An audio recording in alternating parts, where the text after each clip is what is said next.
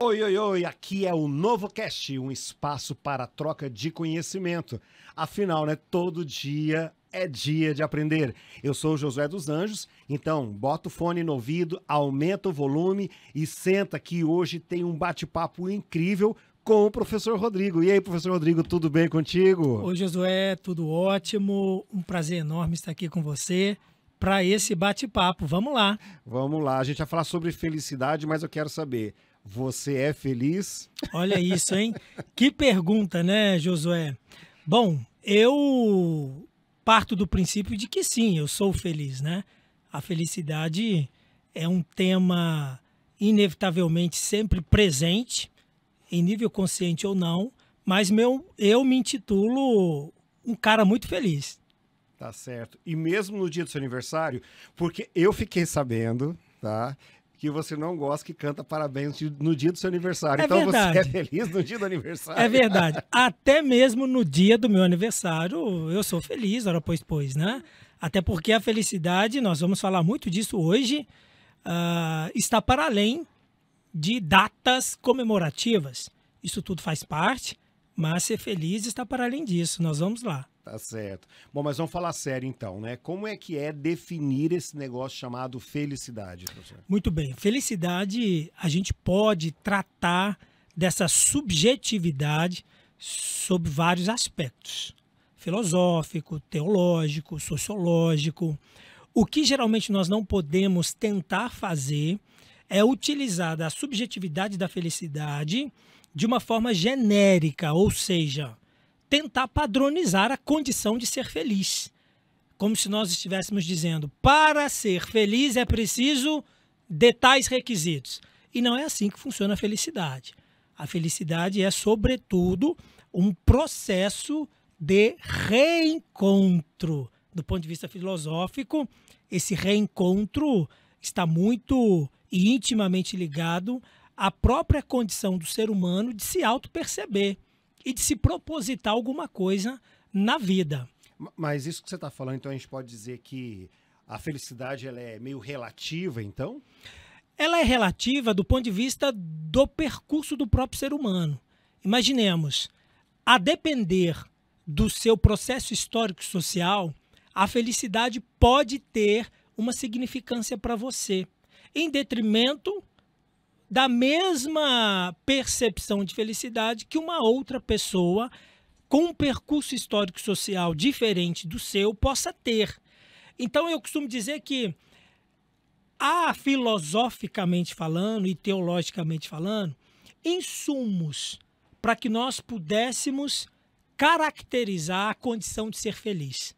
Mas ainda assim, nós não podemos tornar a felicidade uma condição processual ao ser humano, porque ela vai depender inevitavelmente da sua construção enquanto ser humano. Então, para eu existir como ser humano, eu preciso ser feliz. É isso que você está me dizendo? A priori, nós deveríamos pensar assim. Imaginemos, se nós voltássemos, e eu gosto muito do texto da Carta Magna Americana, quando Thomas Jefferson disse que são direitos inalienáveis ao homem: a vida, a liberdade e a busca pela felicidade. O que isso sugere, né, de certa forma? Que em nível de consciência ou inconscientemente falando, nós todos estamos aqui buscando ser felizes. Mesmo que essa felicidade possa ter uma conotação que foge às convenções sociais.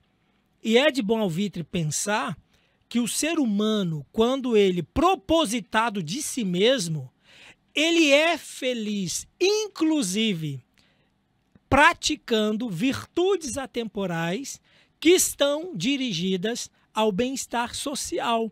Portanto, virtudes capazes de estarem, né, se relacionando, se harmonizando às convenções sociais daquilo que nós entendemos como bem ou mal. Por exemplo, Tá, e aí a gente pode entender que, pegando aí como exemplo que você disse da Carta Magna, né, nos Estados Unidos, que também é papel do governo prover essa felicidade? Sim, se a gente pensar do ponto de vista de Estado, né? É de bom alvitre que o Estado crie mecanismos sociais para potencializar ou para oportunizar, do ponto de vista, né, da materialidade, o sujeito, o cidadão, buscar elementos dentro dele mesmo que evidenciem uma potencial felicidade. O que nós não podemos, né, de certa forma, atribuir como uma condição é o Estado prover o meu estado de felicidade. Não, nós não podemos pensar dessa maneira. A felicidade é, sobretudo, né, filosoficamente falando, um estado de alma, né? Epíteto falava muito sobre isso, né? Um filósofo da escola clássica, né, do estoicismo, e ele dizia que para você ser feliz, você precisa primeiro aprender que nenhum prazer externo é capaz de gerar em você felicidade. Tá, você está falando aí da questão filosófica, né? Então vamos entrar já mergulhar nessa praia e pensar, né? Em termos de filosofia mesmo, né? A filosofia, ela trata a felicidade, ela explica, ela contextualiza, ela nos dá esse direcionamento para sermos felizes. Sim. Como que a gente pode entender? Porque, professor, vou ser sincero contigo, viu? Eu lembro da minha época de faculdade que eu não gostava da disciplina de filosofia. Entendo. Eu devo reconhecer isso. Perfeito. Porque ficava contextualizando e trazendo pensamentos, e muitas vezes a gente não conseguia chegar numa definição muito clara, Sim, né? sim. E falando da felicidade como bem subjetiva até, né? No que a filosofia pode contribuir para a gente entender essa felicidade? Então, e essa é uma pergunta, Josué, muito inteligente. Primeiro que a filosofia não pode ser pensada tão somente do ponto de vista da hipotetização e do conhecimento subjetivo e material. Filosofia é prática pura. É porque isso não nos foi ensinado. A nossa manifestação atitudinal, comportamental, as nossas convicções são elementos filosóficos que em algum momento foram incutidos em nós, na maioria das vezes sem que nós estivéssemos conscientes disso e, portanto, nós nos tornamos aquilo que somos hoje.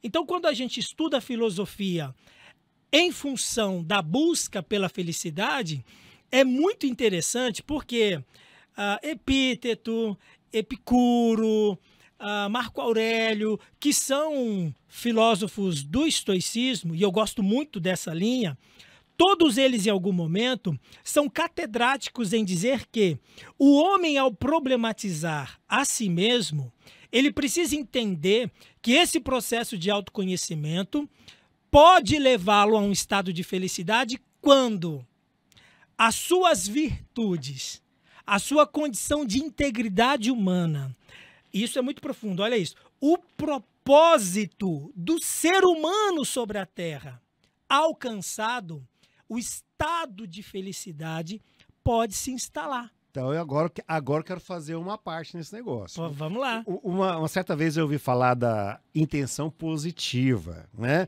E aí foram citados, inclusive, alguns algozes da humanidade, né? Como Hitler, o famoso maníaco do parque, né? Para você que não lembra da história do maníaco do parque, deixa eu só lembrar aqui, professor. Sim. Né? Aquele caso, né, que foi lá em 1998, na zona sul da cidade de São Paulo, e que tinha um motoboy na cidade ali que cometeu uma série de estupros, de assassinatos lá no Parque do Estado, né? Então, assim, nós podemos dizer que dentro dessa perspectiva filosófica que você tá nos dizendo aqui, né? Que esses crimes, né, de uma certa forma, eles foram motivados por uma necessidade de felicidade própria deles, Sim. né? Deles terem a intenção positiva dentro deles e alcançar a felicidade Sim. cometendo esses crimes. Mas isso não choca a gente também Claro. enquanto sociedade? Claro, então vamos lá, que é importante, né? Quando nós pensamos a busca pela felicidade, a felicidade como um estado de espírito, é importante que nós entendamos que ela será resultante de atributos virtuosos. Quais são esses atributos atemporais? São inúmeros, mas, por exemplo, o amor, a compaixão, a responsabilidade social, enfim, elementos que tornam o ser humano, e isso é paradoxal, cada vez mais humano. Agora, o exemplo que você citou é interessante notar porque a própria psiquiatria ela vai nos explicar isso. Em algum momento, né, o ser humano cria mentalmente, emocionalmente, uma condição de dependência tão abrupta em relação a atitudes, a comportamentos e a prazeres que ele calcifica a própria condição de marginalização dele mesmo, a sua catástrofe construída no seu processo de vida, tendo prazer, por exemplo, no exemplo que você deu, que foi, enfim, carnificina, né? Matar um monte de pessoas. Esse sujeito, ele tem prazer quando faz isso? Com certeza sim, do ponto de vista da sua construção emocional. Isso sugere que ele é feliz? Não necessariamente, porque ele pode, quando da ação, ter a alegria e satisfação de tê-la feita. O que não quer dizer que ele esteja em uma condição de felicidade, porque é discrepante você tratar da felicidade a partir de atributos virtuosos, ter uma condição daquela instalada e dizer que essa pessoa é feliz. Não, ela tem prazer em fazer o que ela faz e pode ter alguns picos de alegria por ter feito. É porque a alegria também é diferente de felicidade? Com certeza. Eu, por exemplo, defendo catedraticamente que a alegria é circunstancial e momentânea. Você tem agora e daqui a 20 minutos você pode ter um dissabor e você vai se entristecer. A felicidade está para além, inclusive, do nosso entristecimento. Felicidade é, sobretudo, um estado de contentamento. Não é de simplesmente conformismo. O contentamento é você estar certo do seu percurso, de quem você é, do seu cabedal de integridade. A felicidade está relacionada, Josué, eu acho isso muito espetacular do ponto de vista do ser humano, né? A felicidade, ela é o eixo, né? Ela é ali o centro da congruência entre a nossa ética, a nossa moral e os nossos valores. Quando isso está bem harmonizado, a própria filosofia nos diz isso, né? Você tem um homem íntegro.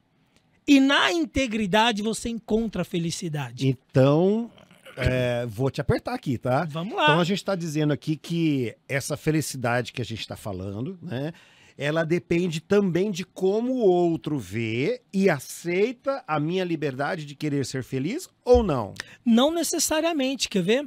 Você pode fazer as suas escolhas e isso é de bom alvitre. A liberdade é um preceito da criação. E aí eu já estou falando sobre o ponto de vista teológico.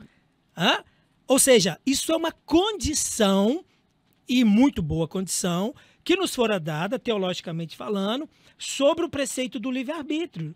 Você é livre em detrimento de quaisquer coisas.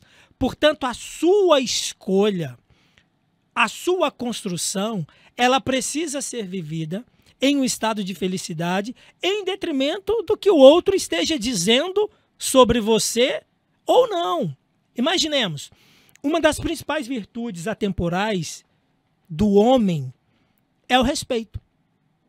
Se a humanidade estivesse hoje sendo educada sob esse fundamento, inevitavelmente, a possibilidade de usufruir da própria liberdade que nós temos estaria sendo potencializada.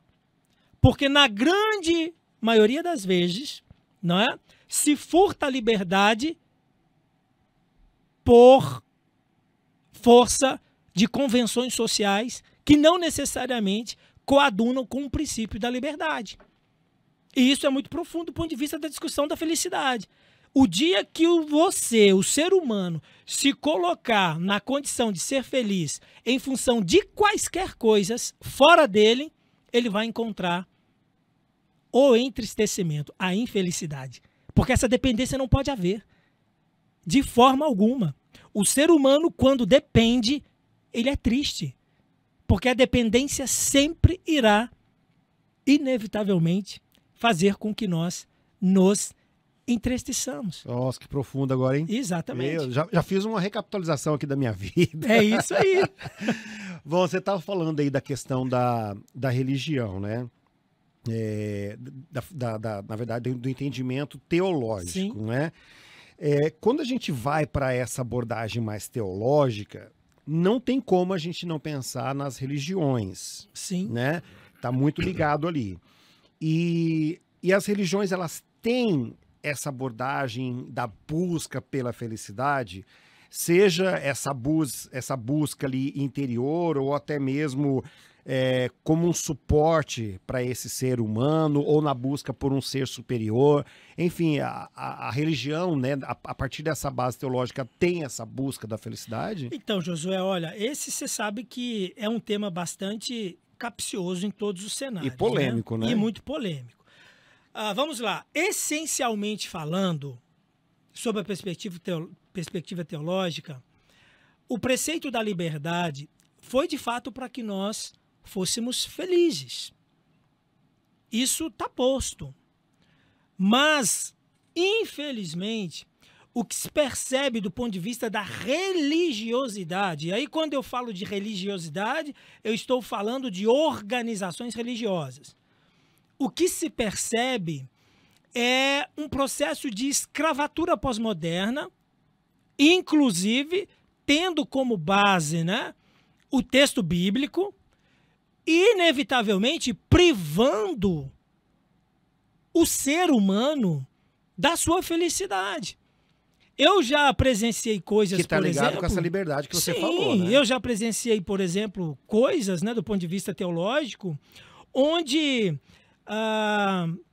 fomentar o estado de sofrimento é uma condição para que você recebesse alguma coisa de Deus. E isso é antibíblico. A famosa autocomiseração, Isso né? é antibíblico. Né? E sempre que eu digo isso, as pessoas ficam muito bravas comigo, viu? Mas já vão me perdoando, viu, gente? Porque eu amo todo mundo, tá? Mas as pessoas dizem assim, mas Deus, ele sempre... tem um texto bíblico que as pessoas utilizam, né? Deus recebe os seus filhos, né? E ele vai sempre educar os filhos. Eu gosto da expressão educar os filhos, né? Mas utiliza-se desse texto bíblico, né? Que Deus recebe os seus filhos e o açoita, né? Como se você não passar por um processo de sofrimento, você não é digno dele. Ora, pois, se essa é a lógica, nós estamos anulando a cruz. Porque certo. Tudo já foi feito na cruz. Se não bastou o Cristo pagar o preço que ele pagou para a nossa felicidade, porque isso também, teologicamente falando agora, tá? Uhum. Tudo que vem depois, do ponto de vista do sofrimento do cristão, para que ele possa gozar de alguma coisa em Deus, enfim, é contraditório. É o preceito do Antigo Testamento e Novo Testamento. Sim. Antigo Testamento você tinha um cordeiro imaculado, sem Sim. mancha, que você tinha que sacrificar para expiar os seus pecados. Exatamente. Né? Que é a mensagem do Velho Testamento Isso. esperando o cordeiro de Deus. Né? Exatamente. Que aí no Novo Testamento, a chegada de Jesus é esse cordeiro que substitui o animal cordeiro. Ou seja, ou você se relaciona com a graça, Cristo, não é? As benesses de Deus por meio de Cristo Jesus, e você apropria da liberdade de viver, inclusive, né, a plenitude da felicidade humana, ou você se relaciona com a lei. E se relacionando com a lei, com o legalismo, você se sujeita, inevitavelmente, aos preceitos da lei. E, portanto, dificilmente você vai alcançar a graça, porque ninguém deu conta de cumprir a lei, a não ser ele mesmo, Cristo Jesus. E assim, já que a gente está na polêmica, eu vou aumentar a polêmica. Meu Deus. Que comigo é assim, vamos lá. A gente pode dizer, então, aí dentro desse aspecto da religião, que em alguns casos, aí, como você falou, da religiosidade, pode se aproveitar dessa necessidade humana em ser feliz e tirar proveito disso. Com certeza. Né? Com certeza. Isso eu falo. E não é só na religião também, não, né? Sim. Eu falo com muita tranquilidade, até porque, né, enquanto cristão que sou, tem se utilizado muito, né, da necessidade humana, e não são poucas as nossas necessidades, em todos os sentidos, sobretudo as emocionais, para vincular esse ser humano a preceitos religiosos que, ao invés de tornar a pessoa livre, a escraviza. Então, infelizmente, tem sido utilizado isso. Qual que é a máxima, né? Nós precisamos entender que, do ponto de vista teológico, Cristo na cruz abriu, né, o caminho para que nós pudéssemos sermos felizes, sem nenhum jugo, sem nenhuma autocondenação. Isso não quer dizer que nós hemos de perambular pela vida fazendo, né, e cometendo delitos, inclusive, que ferem as convenções sociais, não é? Porque, Josué, quanto mais você se torna um ser humano melhor, mais você evidencia desse processo de melhoria. É uma condição natural. Não é? Confúcio dizia que ninguém pode, né, ou poderia dar o que não tem. E isso continua sendo verdadeiro. Às vezes a gente quer que as pessoas nos deem algo que elas não possuem, que elas estão em um estado de conhecimento anômalo, ou seja, eu sei que eu preciso de algo, mas eu não sei do que eu preciso. E, portanto, existe um vácuo que eu não consigo transpor. Então, eu não tenho isso para dar. Confúcio dizia isso, imagina, antes de Cristo. E isso é muito verdadeiro, né? Em alguma medida, é preciso nos tornar, antes necessariamente de fazermos algumas coisas, de termos algumas coisas. Qual é a máxima hoje da felicidade? Ela é puramente materialista. A felicidade hoje está dirigida ao ter. E isso é tão sério, do ponto de vista da integridade humana, que ela se dirige ao ter antes mesmo do fazer.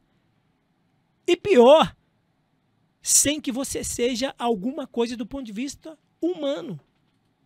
Então isso é muito sério, né? Eu costumo dizer que eu prefiro, e isso é muito sério mesmo, eu prefiro lidar com um mau caráter desprovido de quaisquer habilidades e competências do que esse mesmo mau caráter provido delas. Você citou aí Hitler, não é?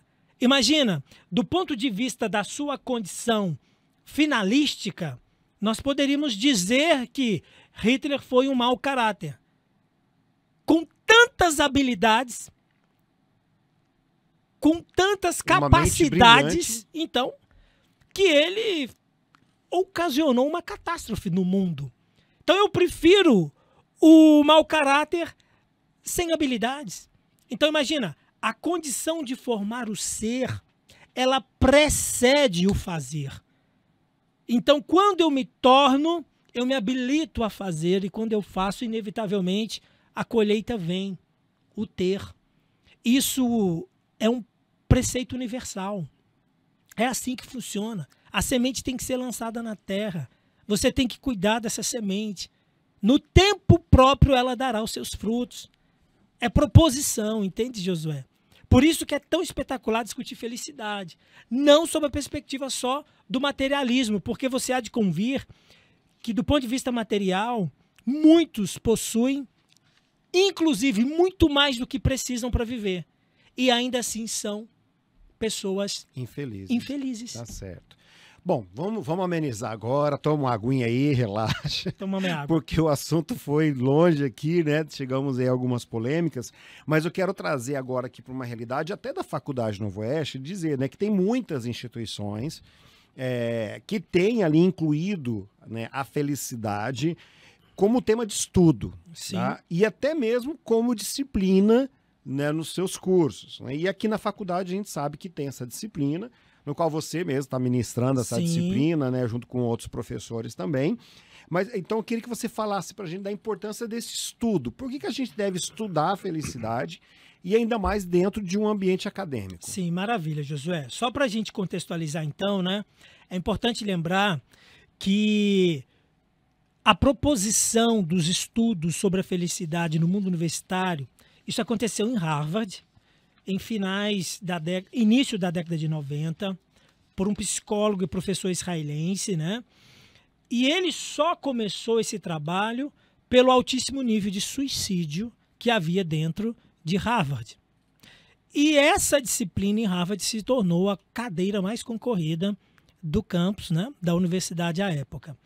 Qual a motivação de estudar felicidade no contexto acadêmico? Eu parto do princípio, Josué, que se nós estudamos para usar toda essa parafernália de aparelhos que está aqui dentro do nosso estúdio, que é muito menos complexo do que o ser humano, por que nós não temos que estudar o ser humano do ponto de vista da sua própria proposição, que é ser feliz? É como eu te disse, não adianta nós formarmos aqui o enfermeiro especialista em UTI neonatal desprovido de habilidades emocionais, desprovido de humanidade tal que, diante da sua prática laboral, ele utilize não só do seu cabedal técnico operacional, mas também dessas virtudes enquanto ser humano. Ele tem que entender que do outro lado tem alguém que, muito mais do que o procedimento operacional padrão, precisa de um outro ser humano capaz de criar uma conexão de pertencimento e de cuidado. É o ser humano com o ser humano. Exatamente. Né? Agora, como pensar a formação acadêmica sem que nós apontemos para a felicidade? Nós não podemos mais, na atual conjuntura, corrermos o risco de continuarmos diplomando, seja na graduação, seja na lato sensu, na stricto sensu, sujeitos do conhecimento. Nós precisamos diplomar seres cada vez mais humanos, providos de conhecimento, para a sua própria humanização e a humanização das relações.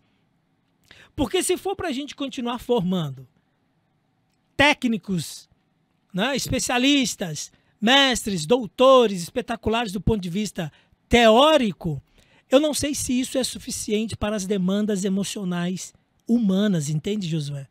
Então nós precisamos, sim, discutir a felicidade em todas as áreas do conhecimento. E você quer ver como é difícil? Quando os nossos alunos olham a estrutura curricular, principalmente na pós-graduação, e ele vê a disciplina de felicidade, ele questiona, que coisa é essa? Ele não entende. Ele não entende, para que isso? Eu estou fazendo uma especialização em reprodução de bovinos. E olha como isso é paradoxal. Hoje, as boas práticas do abate bovino exigem um cuidado exacerbado com o boi. Você tem que dá-lo uma condição de vida favorável. E nós abrimos e abdicamos de olhar para nós mesmos e enveredarmos por um caminho que vale a pena, que é o caminho de ser feliz. Você falando disso, eu lembro de uma matéria, eu não lembro direito como foi, mas eu lembro muito do assunto, que era justamente o estado emocional dos abatedores, daquelas Sim. pessoas que lidavam ali com o abatimento desses animais, que iam para casa com aquelas cenas, de certa forma, violentas ali, né? Então, falando do profissional, né, pós-graduado, que provavelmente vai ser o chefe dessas pessoas, como lidar com essas emoções também, né? Então, acredito que uma disciplina como essa venha contribuir com o fazer diário no lidar com outras pessoas. Com certeza, né? O propósito da disciplina é exatamente esse, é você descortinar o ser humano para ele mesmo. Josué, nós somos, do ponto de vista humano, eu amo, né, utilizar essas expressões, nós somos diversos, complexos até a medula, não é? E incompletos em todo o tempo. Agora, se a gente analisar o ser humano a partir dessas três variáveis, ora, pois a gente precisa olhar para o ser humano sob uma perspectiva virtuosa e dá-lo meios, sobretudo emocionais, para buscar a sua condição de ser feliz. Não é estar feliz momentaneamente. Isso é alegria. Não, é ser feliz, em detrimento de quaisquer coisas. Entende? Esse senso de gratitude precisa ser desenvolvido no ser humano. As virtudes atemporais precisam ser conteúdos acadêmicos. A gente precisa resgatar isso. Eu tenho que falar de responsabilidade social. Eu tenho que falar de cidadania. Eu preciso falar de compaixão. Eu preciso falar de amor, de caridade. Mas que coisa é essa? Nós precisamos disso antes que nós nos robotizemos de tal maneira que daqui a pouco a inteligência artificial é quem vai nos conduzir, tá? Tá certo. Professor Rodrigo, super bate-papo aqui com a gente. Muito obrigado pela sua participação aqui. Deixa aí pra gente aí onde é que a gente encontra nas redes sociais para ver se você é feliz lá mesmo. Ah, nas redes sociais quem não é? Mas, ó, quem quiser me seguir aí, lá no Instagram é @RodrigoPereiraCG e fica o convite para vir nos conhecer aqui na Faculdade Novo Oeste também, onde a gente tem tentado, né, com muita diligência, implementar essas boas práticas em função da felicidade. Tá certo, professor. Só vou fechar aqui com uma única pergunta, assim, pra gente fechar com chave de ouro, né? É fácil ser feliz em Paris? Não precisa responder, porque, como disse Manuel Bandeira, eu vou me embora para Passagada, porque chegamos aqui ao final desse episódio do Novo Cast e te espero para o próximo, tá? Já curte, segue para não perder os nossos papos e nós estamos aí em diversas plataformas de áudio e vídeo. Aproveita e manda para aquela pessoa que precisa ouvir o que falamos aqui hoje, né? De repente alguém precisa aí ser feliz. E se você quiser interagir mais, já sabe, comenta nesse episódio e manda a sua sugestão de temas, tá bom? Tchau, pessoal. Até a próxima.